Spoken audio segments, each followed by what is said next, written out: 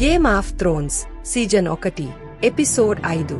ఈ ఎపిసోడ్లో క్యాట్లిన్ Stark Tyrian లానిస్టర్ని పట్టుకుని ఐరీ కోటకి తీసుకెళ్తుంది. దారిలో వాళ్లపై కొండగుట్టల మనుషులు దాడి చేస్తారు. కాని టైరియన్ ధైర్యంగా పోరాడి క్యాట్లిన్ని కాపాడతాడు. వాళ్లు ఐరీకి చేరుకుంటారు. అక్కడ క్యాట్లిన్ చెల్లి లైసా ఆర్రిన్, ఆమె కొడుకు రాబిన్ ఉంటారు. లైసా మతి సరిగా లేదని క్యాట్లిన్ చూస్తుంది. అక్కడ టైరియన్ని విచారిస్తారు. లైసా టైరియన్ని తన భర్త జాన్ ఆర్రిన్ని చంపాడని నిందిస్తుంది.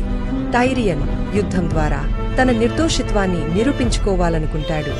బ్రోన్ అనే యోధుడు టైరియన్ తరఫున పోరాడతానని ముందుకు వస్తాడు. కింగ్స్ లాండింగ్లో టైరియన్ పట్టుబడిన వార్త త్వరగా పాకుతుంది. రాజు రాబర్ట్, నెడ్ మరియు సెర్సీ మధ్య పెద్ద గొడవ జరుగుతుంది. రాబర్ట్ డెనెరిస్ టార్గెరియన్ని చంపాలని ఆదేశిస్తాడు. నెడ్ దీన్ని ఒప్పుకోడు. అందుకే నెడ్ కింగ్ హ్యాండ్ పని వదిలేస్తాడు.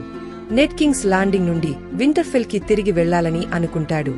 తన పిల్లలు సాన్సా, ఆర్యాని సామాన్లు సర్దుకోమని చెప్తాడు. సాన్సా తండ్రి మీద కోపంతో అరుస్తుంది. తాను జాఫ్రీని పెళ్లి చేసుకోవాలని ఉందని చెప్తుంది. అయితే నెడ్ కి కొత్త విషయాలు తెలుస్తాయి. లిటిల్ ఫింగర్ సహాయంతో రాజు రాబర్ట్ కి నిజమైన పిల్లలు లేరని, సెర్సీ పిల్లలందరూ ఆమె అన్న జేమీతో పుట్టినవారని తెలుస్తుంది. ఈ సీక్రెట్ వల్లే జాన్ ఆర్రిన్ చంపబడ్డాడని నెడ్ అనుకుంటాడు. వాళ్ళ దగ్గర జాన్ స్నో మరియు సామ్వెల్ టార్లీ నైట్ వాచ్ ప్రమాణాలు చేస్తారు. జాన్ కి లార్డ్ కమాండర్ మోర్మాన్ దగ్గర పని ఇస్తారు. మోర్మాన్ జాన్ కి గుర్తు చేస్తాడు, చలికాలం వస్తోంది అని. ఎపిసోడ్ చివర్లో నెడ్ బయటకి వచ్చి జేమీ లానిస్టర్ ని కలుస్తాడు. జేమీ నెడ్ ని టైరియన్ని వదిలిపెట్టమని బెదిరిస్తాడు. వాళ్ల మధ్య పెద్ద గొడవ జరుగుతుంది. జేమీ తన మనుషులని నెడ్ మనుషులని చంపమంటాడు. ఈ గొడవలో నెడ్ బాగా గాయపడతాడు.